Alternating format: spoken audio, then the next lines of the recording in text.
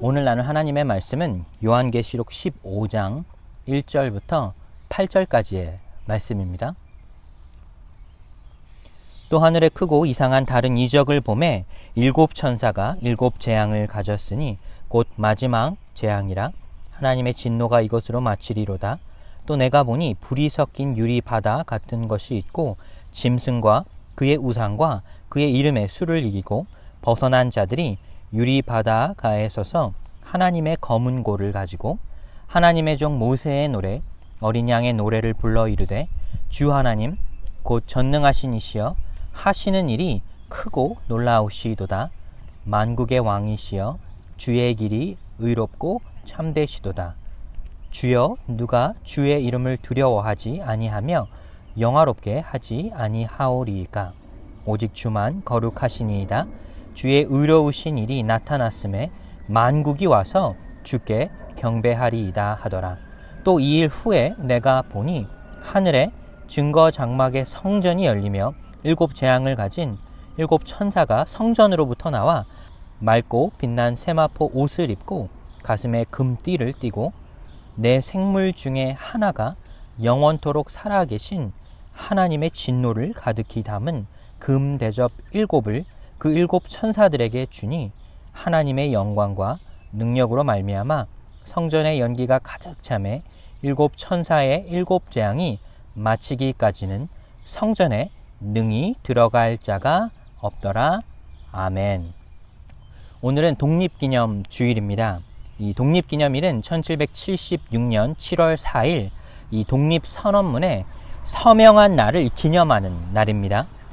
오늘의 미국 동부 해안 지역에 이 13개의 식민지에 거주하고 있던 이 식민지 주민들은 모여 이 영국의 왕과 그 의회에 이 부당한 대우에 이 격분하며 그들에게 반발하였고 결국에는 전쟁을 일으키게 되었습니다. 그리고 1775년부터 이 독립전쟁이 시작되었고 1776년에 이르러 이제 독립선언문을 쓰게 되고 선포하게 된 것입니다. 이 식민지의 주민들은 단순히 더 나은 대우를 받기 위해 싸우려 했던 것이 아니라 영국으로부터의 이 종교의 자유와 또 스스로의 자립권을 가지기 위해 그들과 전쟁을 치르게 된 것입니다. 처음으로 미국이 이 미합중국이라는 명칭을 사용하게 된 시작이기도 했습니다. 미국에서는 새로운 주가 이 연방에 가입하는 그 날에 이 국기에 보면 그 별의 숫자를 늘리는 형태로 이 7월 4일을 또 기념하기도 했습니다. 생각해 보면 오늘날 우리가 누리고 있는 이 자유에는 반드시 그 대가가 치러졌다는 것입니다. 오늘 내가 누리는 이 자유가 누군가의 수고와 헌신과 희생으로 이루어진 것에 대해서 우리는 잊지 말고 그것에 감사하며 기념할 수 있어야 하겠습니다. 우리는 계속해서 요한계시록의 말씀을 나누고 있습니다. 요한계시록은 하나님이 마지막의 때를 살아가는 이 성도들에게 고난과 핍박 속에서도 소망이 되신 하나님을 바라보라라 말하는 책이라 합니다. 아무리 삶에 견디기 힘든 시험과 또 어려움이 있을지라도 죽임을 당한 어린 양을 소망으로 삼는다면 우리는 오늘의 고난을 견뎌낼 수 있는 것입니다. 지난주에 14장에서 우리는 마지막 때 이 14만 4천여 명에 대해서 이야기를 나눴습니다. 어린 양의 표를 받은 자들은 그들의 믿음을 지켜내어 마지막 때 하나님을 찬양했습니다. 우리가 요한계시록의 말씀을 통해 이 구원에 대해서 이렇게 생각해 볼 수 있습니다. 구원이라고 하는 것은 죽임을 당한 어린 양을 통해 하나님께서 주시는 전적인 은혜라 할 수가 있습니다. 하지만 우리가 은혜의 문을 열고 이 구원의 문에 들어가게 되는 그 순간부터는 그 길을 걸어가는 것은 우리의 몫이라 할 수가 있습니다. 성도는 구원의 문을 열고 그 앞으로의 삶의 길을 인내하며 믿음을 지켜내는 삶을 살아가게 되는 것입니다. 여러분과 저도 이 요한계시록에 나온 마지막까지 믿음을 지켜낸 성도들처럼 우리가 있는 자리에서 구원의 성취와 그 완성까지 이뤄가시는 우리 삶이 되시기를 간절히 축복합니다. 요한계시록 내에서는 이 세 가지의 대재앙이 등장하게 되는데 첫 번째는 일곱 인의 재앙입니다. 하나하나 인이 펼쳐질 때마다 이 땅에 재앙이 임하게 됩니다. 두 번째는 7 나팔의 재앙이었습니다. 그리고 지금 우리가 나누고 있는 내용은 7 대접의 재앙에 관한 내용입니다. 이 재앙들을 하나하나 살펴보면 그것의 마지막에 하나님의 심판의 때를 잘 묘사하고 있는데, 이것이 3가지의 재앙이 순차적으로 발생했다라기보다는 이 3가지의 재앙을 다른 각도에서 동일한 재앙의 모습을, 온전하고 완전한 재앙의 모습을 해석하고 바라보았다라고 하는 것이 좀 더 올바른 해석이라 할 수가 있습니다. 오늘 본문의 말씀 1절에 보시면 요한이 하늘에 크고 이상한 다른 이적을 보매 했습니다. 사랑하는 여러분, 이적과 이 기적에는 조금 차이가 있습니다. 기적이라고 하는 것은 상식적으로 우리의 기준으로서 일어날 수 없을 것만 같은 일들이 우리 눈앞에서 일어나게 되었을 때 우리는 놀라움을 느끼게 되고 그것들을 기적이라 합니다. 그런데 이적은 그것의 분명한 목적과 이유가 있습니다. 하나님은 예수님을 통하여 이 땅에서 많은 이적을 보이셨는데, 병든 자를 고치시고 또 주님께서 많은 치유의 이 이적을 행하셨는데, 이적의 목적은 그 이적을 통해 하나님이 증거되는 그런 사건이라 할 수가 있습니다. 이적에는 상징과 표징이 있는 것입니다. 오늘 본문에서 요한은 하늘을 보게 되었는데 그가 본 것이 바로 이 이적이라는 것입니다. 오늘 본문 1절에 이어서 보시면 7 천사가 7 재앙을 가졌으니 곧 마지막 재앙이라. 7 천사가 7 재앙을 가졌다라고 말하는 것은 곧 완전수인 7이 등장하면서 온전하고 완전한 하나님의 심판과 하나님의 마지막 때의 재앙을 말하고 있습니다. 그렇습니다. 요한계시록 15장의 내용을 이 2가지의 단어로 요약해 보자면 심판과 구원입니다. 언뜻 생각하기에 심판과 구원은 다른 것으로 생각할 수 있습니다. 하지만 성경에서 말하는 심판은 곧 하나님의 구원의 역사이시며, 또 구원이라고 하는 것은 이 세상에 임하는 하나님의 마지막 심판이라 할 수가 있습니다. 우리 삶에서 우리는 이 심판에 관하여 조금 부정적인 생각을 가질 수도 있습니다. 심판이라고 하는 것이 우리를 두렵게 만들고 심판을 통하여 하나님의 진노가 이 땅에 임한다 생각하면 우리 마음에는 두려움이 들 수밖에 없습니다. 사실 세상의 많은 이단들이 우리를 두렵게 만드는 것도 바로 이 하나님의 심판에 관한 내용입니다. 여러분, 혹시 1992년 10월 한국에서 있었던 일을 기억하십니까? 이 한국에서는 다미 선교회라고 하는 곳에서 이 마지막 이 휴거와 이 종말론에 관하여 말한 적이 있습니다.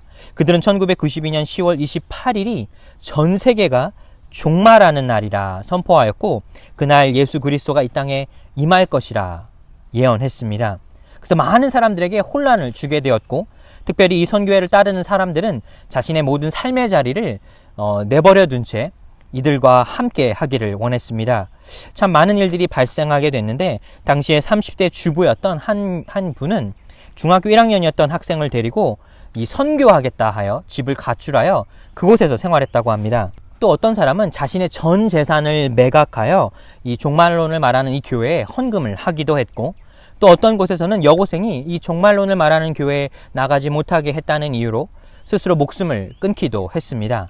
이런 여러 가지 혼란과 여러 가지 문제들이 발생하게 된 것이 바로 1992년 이 휴거설이었습니다. 그런데 막상 10월 28일에는 아무 일도 일어나지 않았습니다. 사랑하는 여러분, 우리가 하나님의 심판을 생각하게 될 때 우리에게는 먼저 두려움이 느껴지게 됩니다.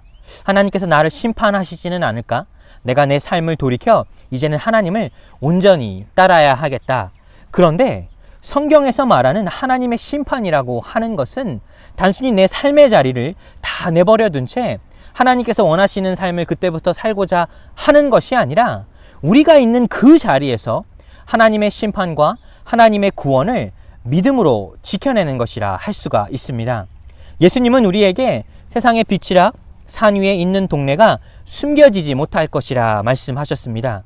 등불을 켜서 말 아래에 두지 아니하고 등경 위에 둔다 말씀하셨는데, 그 이유는 바로 우리가 세상의 빛과 소금이 되어 세상을 비출 수 있는 믿음의 삶을 살아야 하기 때문입니다. 바로 어제의 믿음의 삶이 오늘의 믿음의 삶으로 이어지게 되는 것이고, 오늘의 믿음의 삶이 내일의 믿음의 삶으로 이어져야 한다는 것입니다. 종말의 때는 그 시간과 때가 정해진 것이 아니라 오늘 내가 믿음의 자리를 잘 지켜내는 것이 하나님의 심판과 구원의 역사를 올바로 기다리는 모습이라 할 수가 있습니다. 오늘 이 본문의 말씀을 통해서 우리는 세 가지의 이 교훈을 얻을 수가 있습니다. 첫 번째는 하나님의 심판은 곧 구원이시며 하나님의 구원은 이 세상에 임하는 심판이라는 사실입니다. 여러분, 이 종말의 때 우린 과연 어떻게 살아야 할까요? 우리는 있는 그대로 믿음의 삶을 살면 됩니다. 오늘 본문 2절에 보시면 또 내가 보니 불이 섞인 유리바다 같은 것이 있고 짐승과 그의 우상과 그의 이름의 수를 이기고 벗어난 자들이 유리바닷가에 서서 하나님의 검은 고를 가지고, 요한이 한 가지의 장면을 보게 되는데, 이 한 사람들을 보게 되는데 그들의 믿음의 자리를 지켜내다 순교한 사람들이라 할 수 있습니다.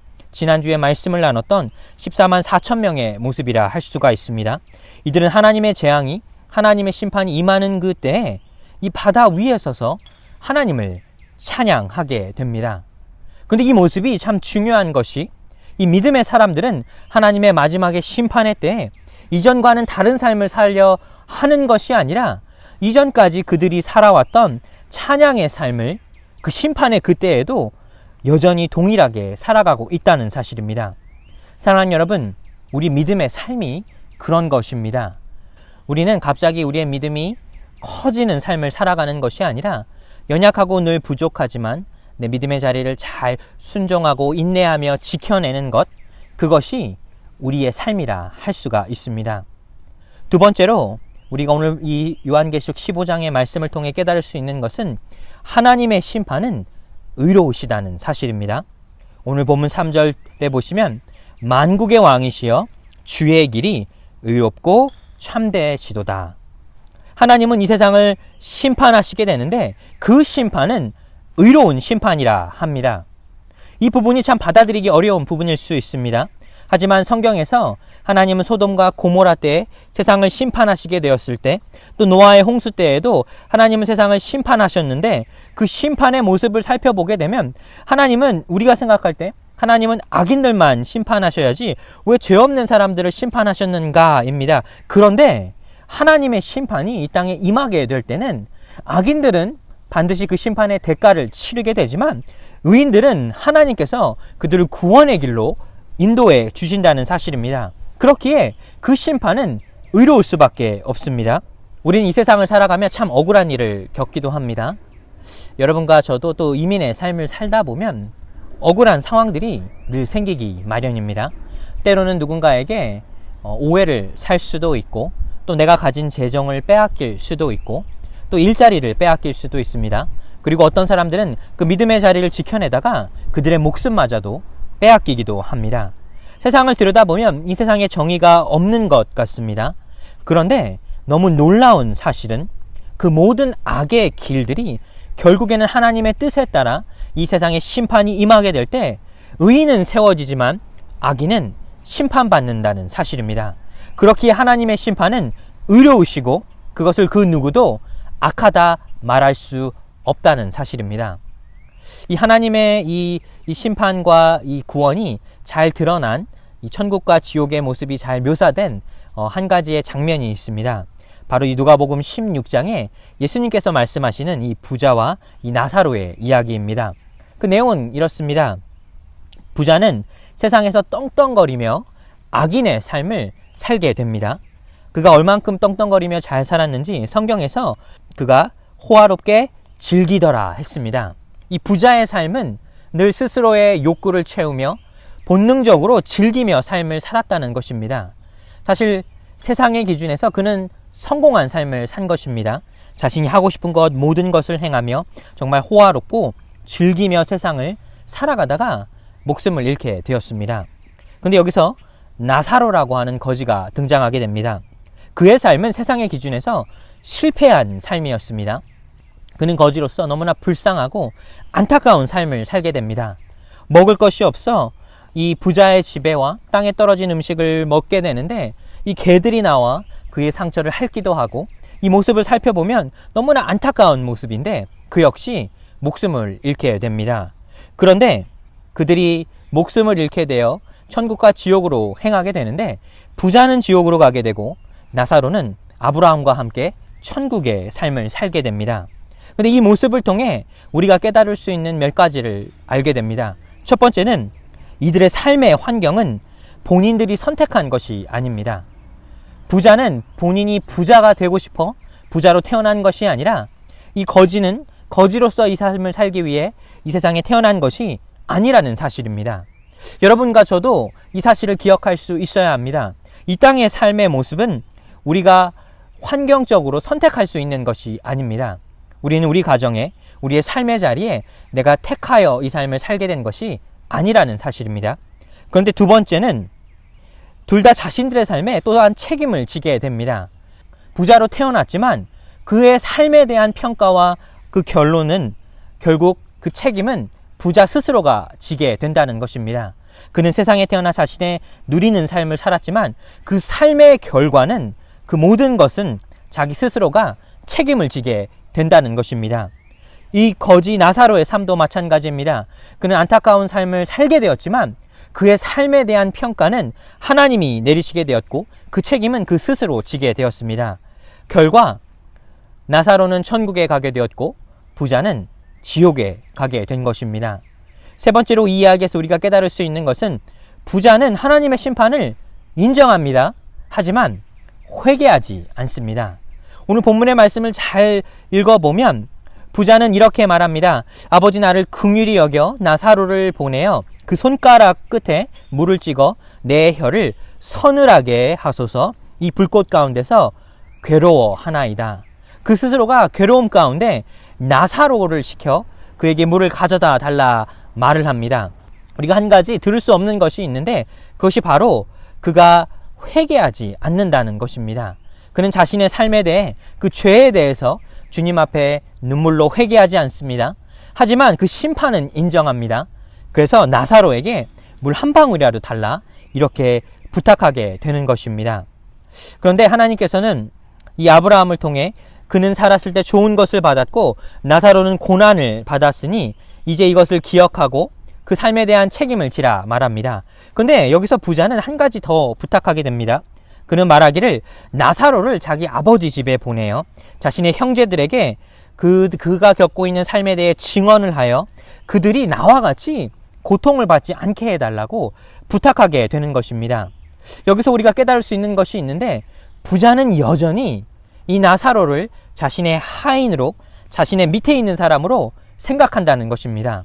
그의 죄인으로서의 삶을 여전히 살고 있는 것입니다. 그렇습니다. 우리가 기억해야 할 것은 우리 삶에 하나님에 대한 이 심판은 정의로우시다는 사실입니다. 누구도 그것에 관하여 그것이 옳지 않다 말할 수 없는 것이 바로 우리 삶에 대한 책임, 그 결과가 바로 하나님의 심판과 구원이라는 사실입니다. 부자는 자신의 삶에 대한 그 책임을 지게 되었습니다. 나사로도 마찬가지였습니다. 그것을 돌이킬 수는 없었다는 사실입니다. 마지막으로 우리는 요한계시록 15장의 말씀을 통해 하나님만이 오직 거룩한 분이심을 깨달을 수 있습니다. 오늘 본문 15장 4절에 보시면, 주여 누가 주의 이름을 두려워하지 아니하며 영화롭게 하지 아니하오리이까? 오직 주만 거룩하시니이다. 주의 의로우신 일이 나타났음에 만국이 와서 주께 경배하리이다 하더라. 마지막에 심판의 때 모든 사람들이 만국이 주님 앞에 나와 경배하고 주님이 거룩하다 말한다는 것입니다. 이 부자와 나사로의 비유와 마찬가지로 마지막 때 하나님의 심판의 때 그 누구도 하나님의 심판에 관하여 그것이 옳지 않습니다, 왜 나에게 이런 심판이 임하나이까 말할 수 없다는 사실입니다. 마지막 때 하나님의 심판은 곧 그 심판의 완성이자 구원의 완성이라는 사실입니다. 그리고 모든 사람들이 하나님 앞에 하나님은 의로우시고 그는 거룩한 분이다 고백한다는 사실입니다.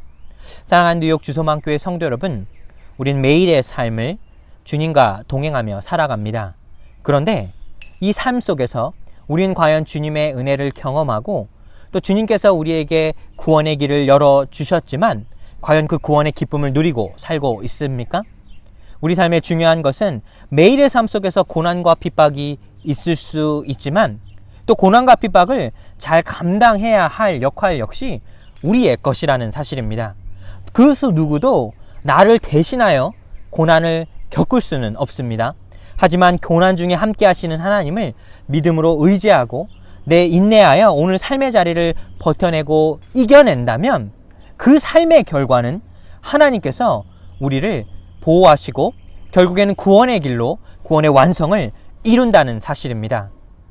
오늘 하루의 삶을 사시면서 또 한 주간의 삶을 사시면서 여러분도 동일한 하나님의 심판과 그 구원의 역사가 우리에게 임하여 마지막 때에 우리는 인내하여 하나님의 구원의 반열에 함께하며 하나님을 찬양하는 그런 삶을 살게 되시기를 예수님의 이름으로 축복하여 드립니다.